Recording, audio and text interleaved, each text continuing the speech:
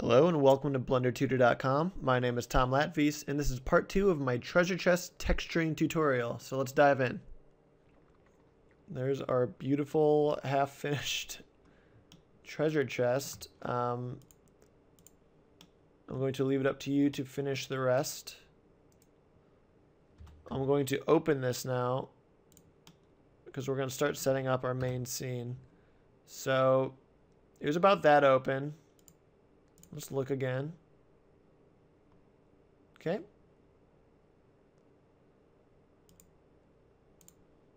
Now, let's go. I believe I have the sand on another layer. How I created the sand, it was actually very easy. I just took a plane, scaled it up, added a bunch of subdivisions. So what I did was added a plane, scaled it like that. Went into edit mode and hit W, subdivide, and right here you could bring that up to 10, but you could actually type in a number and add more. So I'd go to like 20, and then I even went further and I added some well, for one I put smooth shading, and I also went into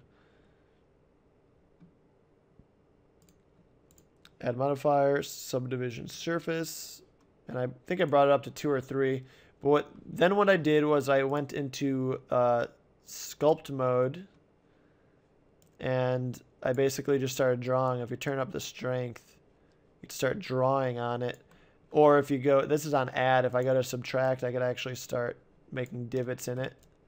So I kind of I played around with that. And so I'm going to actually get rid of this one. And I kind of just drew on it until I did that with the treasure chest in place, and I kind of drew around it to look like there was some sand hills and everything. And I also did that with the camera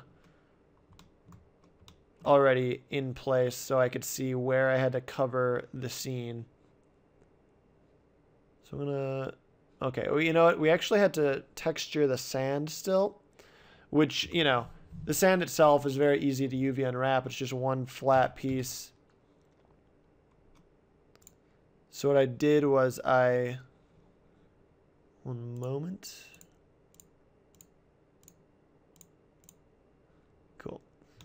So it was an interesting thing what I did actually. So I unwrapped that. So I have this like kind of messed up UV grid now. And I opened one of my images, and what I actually used, let's see, I have like a soil beach texture that I will provide you. That's kind of, it's tileable. I think I scaled it up a bit, and what I wanted to was, let me add a new texture, sand. And let's just add our texture, image texture. I actually used that texture to create a normal map, but for this, we'll just keep it as a bump again. So I will open that one. So it's this. You can see that's the normal map right there. And we'll just go to our mix node, multiply, and I basically just want to give it kind of some like sandy looking wind hills like that, let's do 0.25, and let's just look at what that looks like really quick. And actually, it's kind of going the wrong way. I actually had it going the opposite way. So I just rotate that 90 degrees.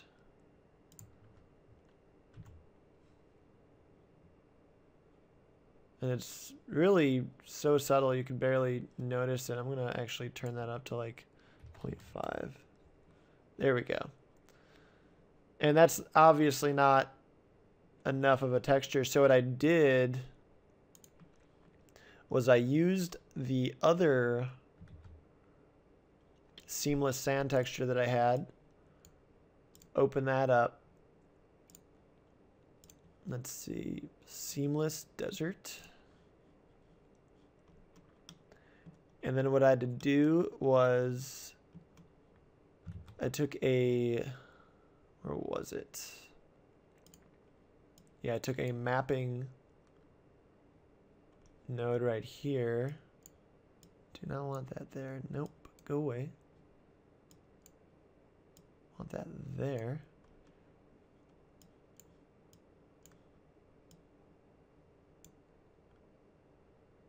Right, so it was actually like that.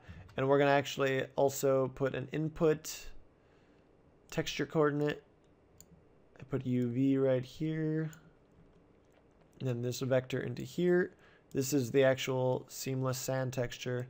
This not only goes into here, but I actually also put it in my displacement. So that's why I was using the normal map, because okay, so I will set it up like that. You get rid of that. This was also going all the way over into my displacement at 100%. Since I didn't actually put a multiply node, I wanted it to be as strong as it could be. But if we look at this right now, you can see it's far too low resolution. It looks very bad. So what I had to do was I used this mapping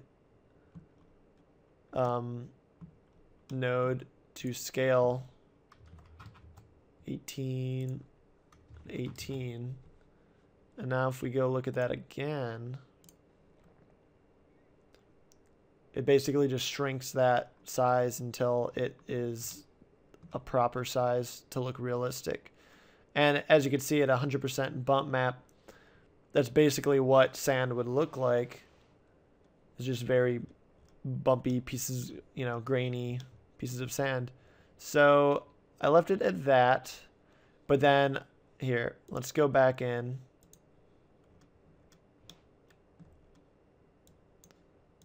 I'm just gonna have to change this to the normal map. So it's the soil beach.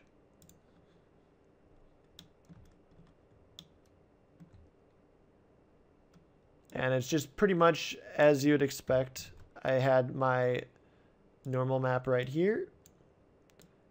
Put that there. Put this into my normal. I believe I left it at 100%. So now let's look.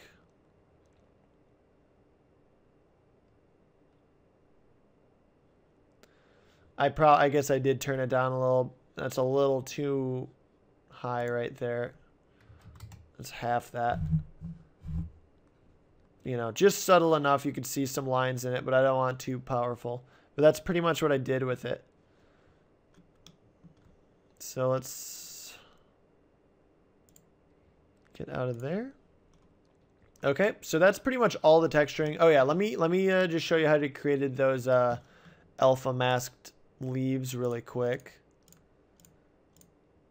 Sorry, this is running so long, guys. It's almost over. Don't want to make you suffer anymore. So let's just add a, okay, so this is what we're going to do. Calm down. What we're going to do is we're going to go to File, User Preferences. We're going to add an add-on. Go to Add-ons. We're going to want, and I actually already have it turned on, but you're going to go to Import, Export. Down about halfway, you're going to want import images as planes. So you turn that on. And now what I could do is I could actually go to add mesh. And the very bottom is images as planes. And now it's going to ask me to select an image. I'm going to go to textures. We're going to, oh, so here's the other thing. I had to bring that leaf image into Photoshop. I'll go over that real quick. Sorry. One moment. Okay, so in Photoshop, let me just open up that image really quick. Let's see if it's in here. There we go. So here is my basically it's my leaf scanned against a white background.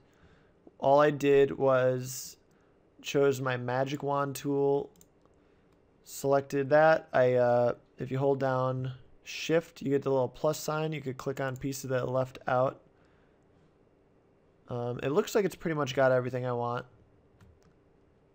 And now I could just hit down here, mask. And it's going to mask that. And then I just saved it. Save as a PNG, which has an alpha layer that it'll save that information. And I just changed it to leaves_alpha. And now that's what I just brought in as my image plane. So let's see where my image plane is. Oh, it's a little baby. Let's scale that up. And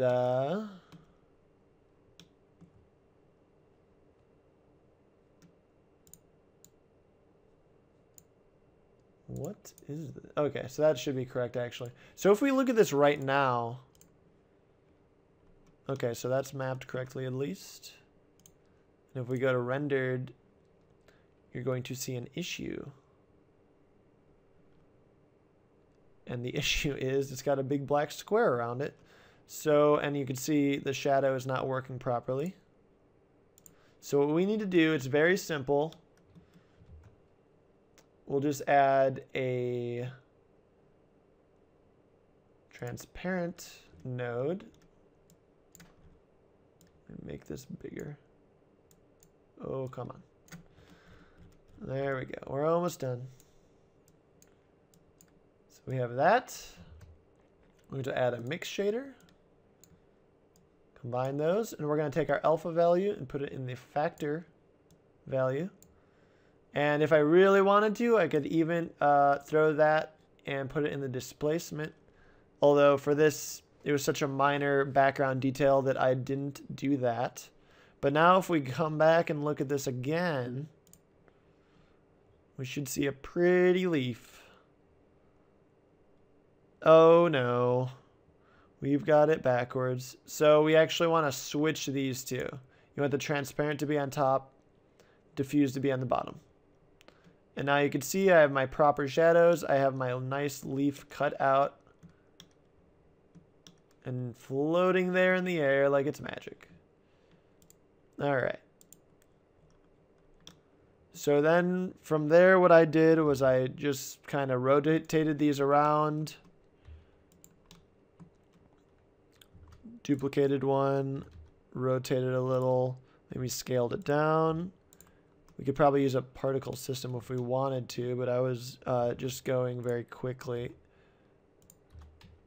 So I just created a bunch of those, and then I would take these three and duplicate those, scale them up a little, rotate those,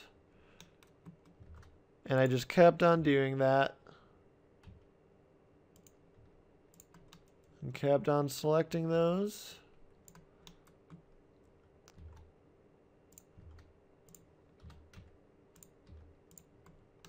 And then I'd take all those and I would select them.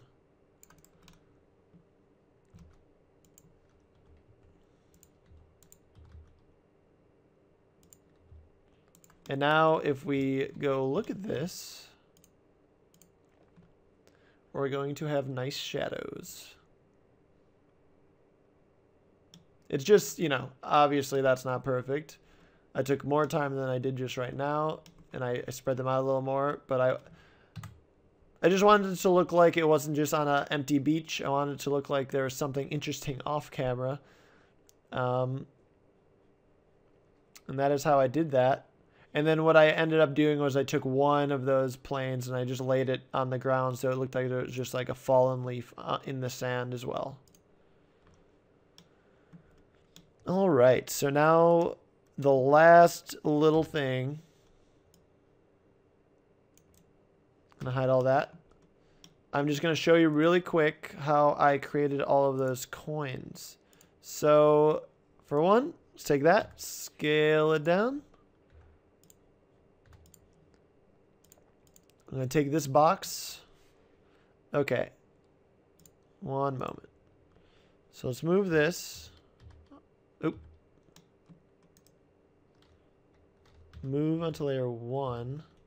Okay, so that looks about right. I just want to get the scale of my coin compared to my treasure chest. That looks about right. And then what I did was I'm going to move this to layer 5 with my box. And all I did was I created this box. As you can see, it's too large right now. Actually, that's what I want. I want it to be a little too large. You'll see in a moment why. I basically tried to get the box about the exact size of my chest, same height. All I did was I made it much shorter because if I had to calculate enough coins to actually fill this chest, it would probably kill my computer. So what I did was I placed it like that, just lining it up where the edges were perfectly, you know, filled in, and then I just scaled it up about there. Move it to a separate layer. I have my coin right here. And then what I did was I moved my coin into about one corner and a little higher. And then I just basically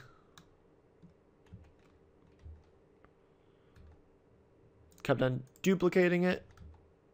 Oh, you know what? Before we go on that crazy road, let's go into, we're in Cycles Render right now. Let's change this up here to Blender Game.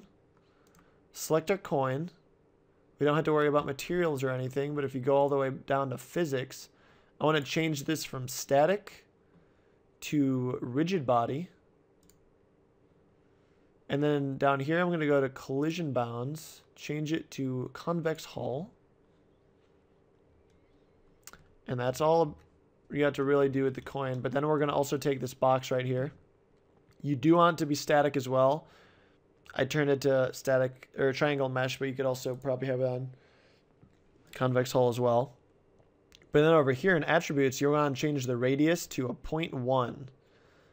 I can't it's either by default, it's either at 0 or it's at 1. Change it to a 0.1, which will stop it from, the coins will like basically fall through the bottom once we start the physics calculation.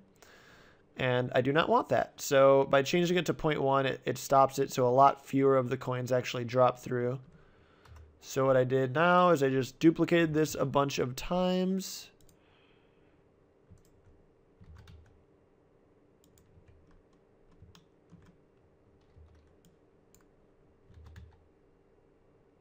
And the reason I wanted to go in here before I duplicated it was I wanted to make sure that my original coin had the rigid body set up on it so that once I started duplicating it, I wouldn't have to apply that to every single one individually because that would be a horrible, horrible waste of time.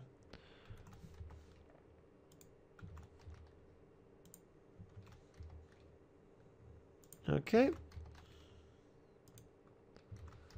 Cool. So I basically just created a grid to entirely cover the top of the chest.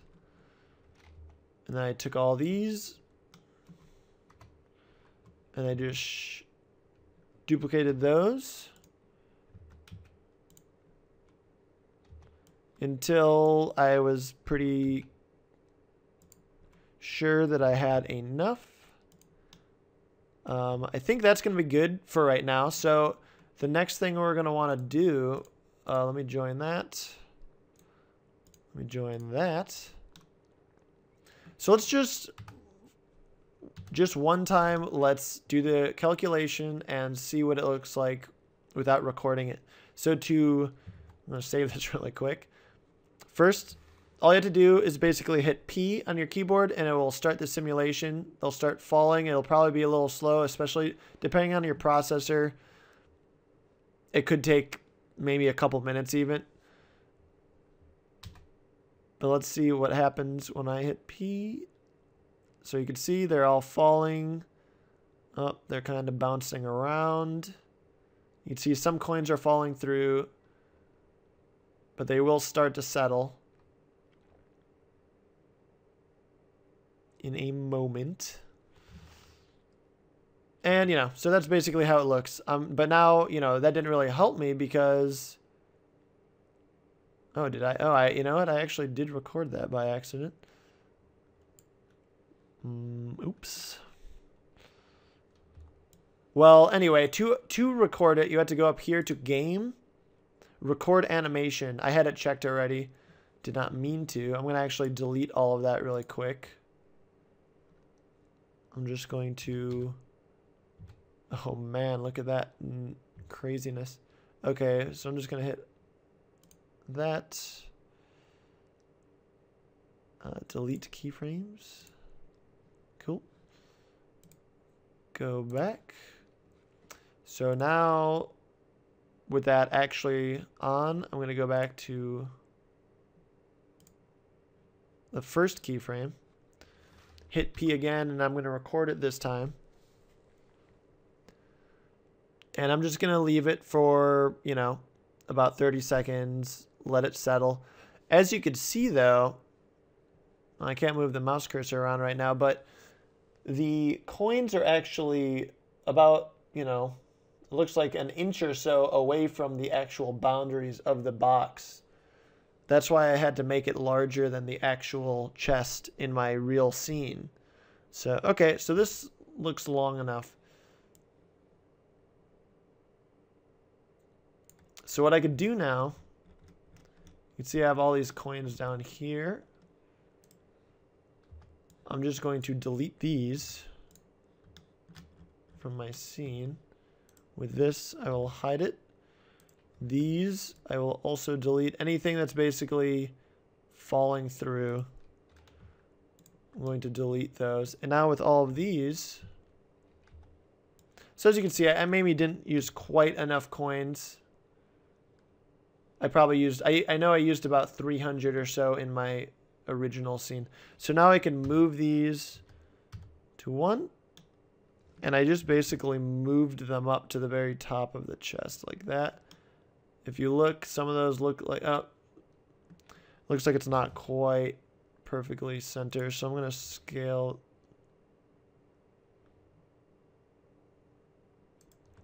Scale that until it looks like it works properly. GY. And it looks like I'm going to have to delete some more. So I'll just, with all of these. Ooh.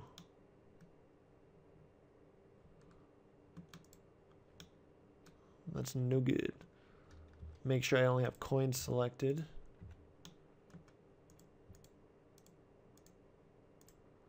Okay, delete that. So that's about right. That's how I set those up. So let's look at how this looks. Oh, we had to go, I'm sorry. Once we're done with that simulation, we can go back to the Cycles render engine. Let's check that out.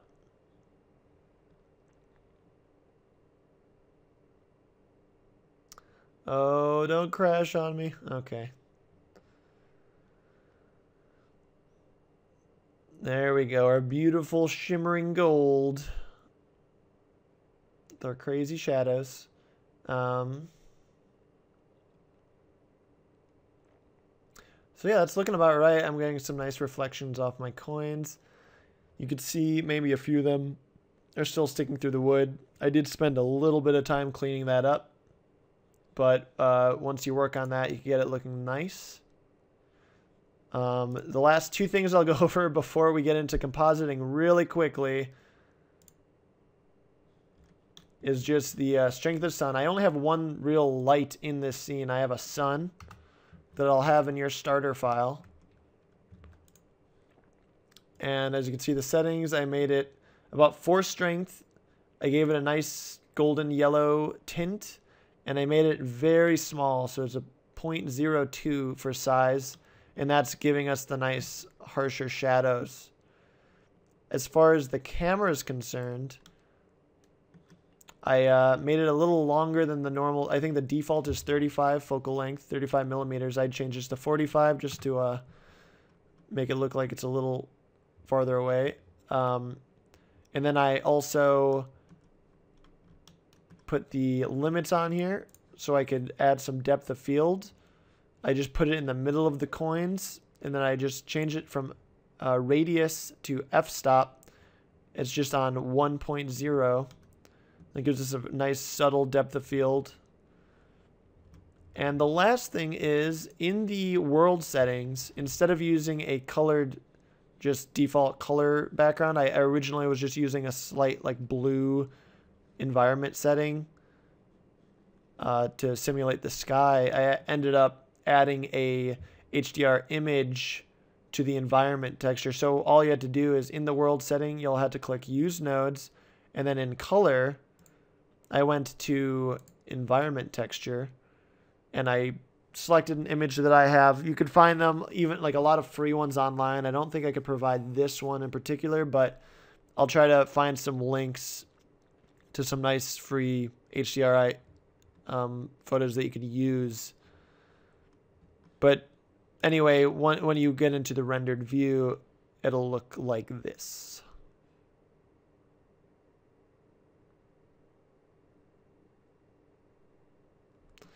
So there we go. So we have our nice sky environment.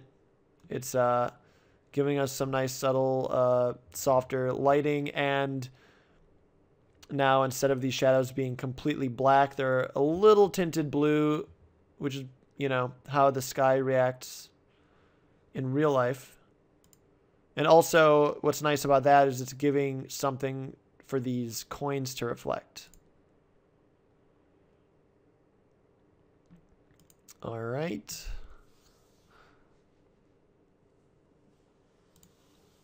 So, I'm going to jump over to my original scene now. So, one moment, I'm going to pause this. Okay, so here's my original scene. And back to our fully textured version. Oh, one last thing with these coins that I kind of just placed on the ground. What I had to do is actually I would take one of these coins, duplicate it, and then I'd move it over here. And then when I'd go to render, I'd notice that it was not there anymore. And I was very confused for a while.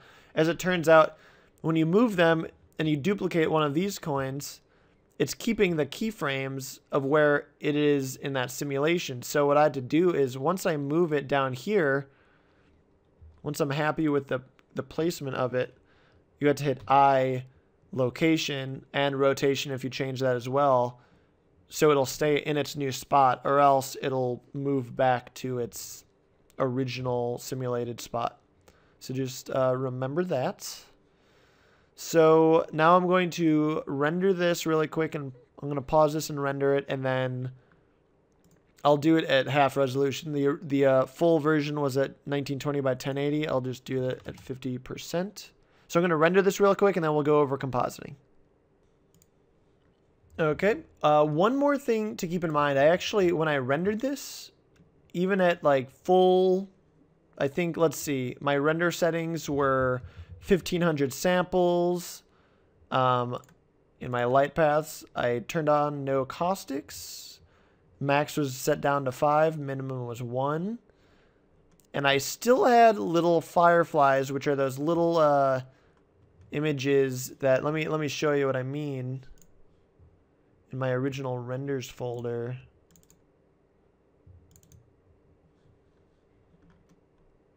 Does this have it? No, this does not have it. No. Let's see. Come on. Well, I must have deleted them all. Brilliant of me. Well, you can see right here. So I had a little firefly there. Oh yeah, I had plenty. I had them all over here. And what I did was, well, you can see how noisy that is as well. But I was adding this glare effect, which you see in the later renders. So you can see this glare right here to make it look nice and sparkly. And it was also very extremely affecting the fireflies as well, and it looked crazy and horrible. So what I had to do is take it into Photoshop really quick, and I just painted out those little, they were literally like 1 pixel large. It was just, they were so bright that the glare node was affecting them in crazy ways. So I had to take those into Photoshop and paint over those really quick, which is a much easier way of fixing fireflies. If you only have like a few of them in your scene, just take them into GIMP or Photoshop and, you know, clean them up that way instead of letting it render for another hour in Blender. It's, you know, it's not worth the wait. Your time is more important than that. So, all right, let's get started. I have my image right here. So let's say you did that. You took it into Photoshop to clean it up. And now you want to bring it back into Blender. What you do is you go to Input, Image. Then you open up your render and you grab it like I did. And it works just the same as if you were working with a render layer right here. So let's start off. We're going to work with a glare node. So in filters, go to glare. Come on. Let's take a look.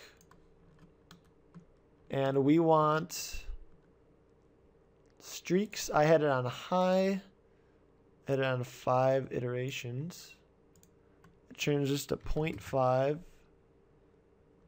Threshold was also 0.5, and as you can see, the lower the threshold, it's gonna take a little while, but it's not really affecting it yet. It'll get there. I also, okay, so here's what we do. I turn up my fade amount. The larger this is, the larger my glare will be. So you can see it barely affected it, but when I bring this up to like 975 is what I left it at. It's going to be a nice glare. Come on. There we go. Don't prove me to be a liar. So what I did then was I just rotated this by 45 degrees.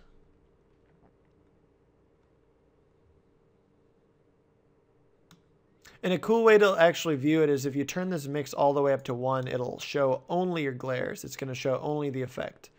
And if you wanted to, so that's basically what we're affecting right now. If you wanted to, you could leave it like that, and then we could later add this image and use a mix node and multiply it in and add it to the scene separately. We could adjust the strength of it, but for this, it worked just fine to leave it built in. Just mix to 0, and I was happy with that. So my next wonderful step was I added a slight lens distortion. So if we go down to distort, add lens distortion.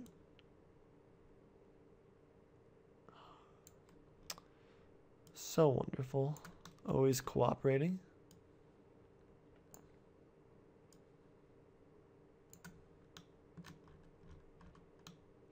All right. So what I did was I you know, it so easily affects it. It's insane. So if you look, if I even do a 0.1, and it's going to take a moment because it's a rather large image, but just a 0.1 just affects it so much. And I didn't really like the look of it so much, but I liked the slight effect of it. So I did 0.03, and I was happy with that. You can see it's very more, you know, it's a lot more subtle. And then I hit fit, so it'll push in on it so that it fills the full frame of the image. And then for dispersion, that's kind of like the color warping on the outer edges of the image. I kept that down very low as well. It was a 0.01. And if you watch down here, once that finishes compositing, you can see it kind of blurs the edges and slightly does a color shift on it. If I were to just do a 0.1, look at how insane this looks. All these effects are very powerful. Like, look at how crazy that looks. That is insane. We do not want that. Just a very subtle version of that. So 0.01 I was happy with. And my last just slight effect was I used a color correct node. I like the color balance.